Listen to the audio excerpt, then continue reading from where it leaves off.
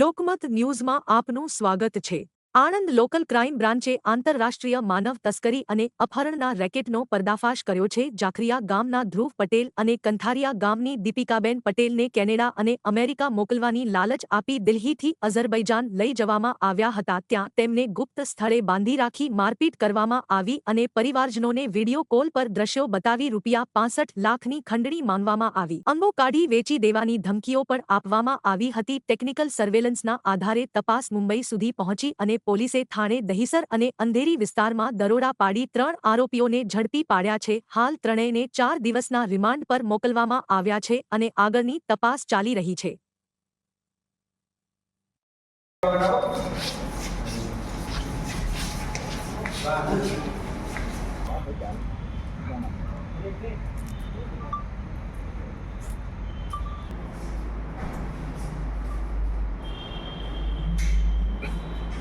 मुकेश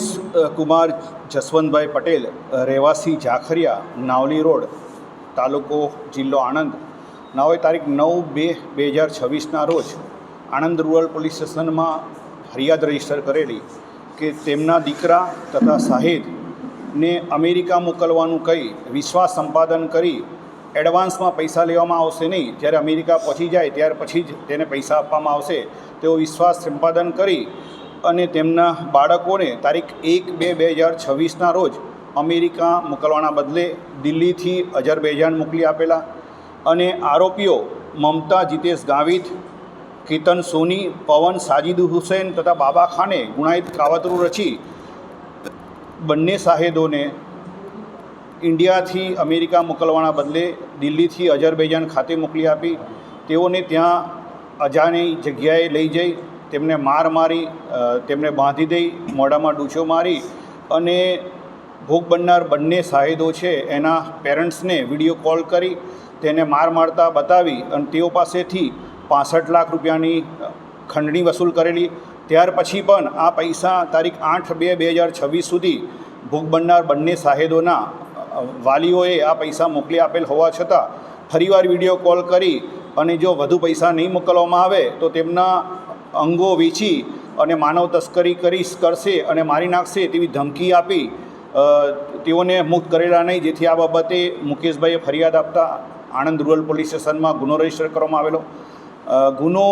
અત્યંત સંવેદનશીલ હોય અમદાવાદ રેન્જના પોલીસ મહાનિરીક્ષક શ્રી વિધિ ચૌધરી સાહેબ તથા પોલીસ અધિક્ષક શ્રી જીજી જસાણી સાહેબની સૂચના અને માર્ગદર્શન હેઠળ સદર ગુનાની શરૂઆતથી તપાસ એલસીબી પીઆઈ બ્રહ્મભટ્ટ સાહેબને સોંપેલી હતી। આ ગુનાની ગંભીરતા સમજી તાત્કાલિક સીઆઈડી ક્રાઇમ મારફતે, હોમ ડિપાર્ટમેન્ટ મારફતે વિદેશ મંત્રાલયનો સંપર્ક કરવામાં આવેલો અને ભોગ બનનાર શાહિદોની વિગતો મેળવી તેમને મુક્ત કરવા માટે જરૂરી કાર્યવાહી હાથ ધરવામાં આવેલ। સાથે સાથે અન્ય આણંદ જિલ્લાના એમપી સાહેબ તરફથી પણ વિદેશ મંત્રાલયનો સંપર્ક કરી અને વિદેશ મંત્રી સાહેબને પણ આ બાબતે અવગત કરવામાં આવેલા, જેના ભાગરૂપે તમામ એજન્સીઓના સંયુક્ત પ્રયાસોથી બંને શાહિદોને અઝરબૈજાન ખાતેથી આરોપી પાસેથી મુક્ત કરવામાં આવેલા છે। તેમજ આ બંનેને પરત લેવાની હાલમાં તજવીજ ચાલુ છે, પરંતુ આ ગુનામાં સંડોવાયેલા મુખ્ય આરોપીઓ છે તેઓ બાબતે પણ તેમને પકડવા માટે એલસીબીની ટીમે સંકલન હાથ ધરેલું હતું અને આરોપીઓ સંડોવાયેલા છે તે મુંબઈના હોય, જેથી એક ટીમ જે પીએસઆઈ એસઓ ચૌધરીને મુંબઈ મોકલી આપેલી, ઇલેક્ટ્રોનિક સર્વેલન્સ તેમજ ટેકનિકલ એનાલિસિસ હાથ ધરી આ ગુનામાં સંડોવાયેલા આરોપીઓ મમતા જીતેશ ગાવિત તથા કેતન રમેશ કાંતિલાલ સોની તથા ડેનિયલ બાપિસ્ટ મોન્ટેરો તમામ રહેવાસી મુંબઈને અટક કરવામાં આવેલા છે। આ ત્રણેય આરોપીને આજરોજ નામદાર કોર્ટમાં રજૂ કરી અને તારીખ એમના 18/2/2026 સુધીના પોલીસ કસ્ટડી રિમાન્ડ મેળવવામાં આવેલા છે।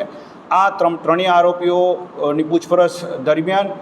તેઓ સાથે જે આરોપીઓ સંડોવાયેલા છે, જે પૈકીના પવન, સાજિદ હુસૈન, બાબા ખાન ત્રણેય અઝરબૈજાન ખાતે રહી આ ગુનાને અંજામ આપેલો છે, તો તેઓના પૂરા નામ સરનામા મેળવી અને આંતરરાષ્ટ્રીય જે રેકેટ છે તેનો પર્દાફાશ કરવામાં એલસીબીને સફળતા મળેલ છે।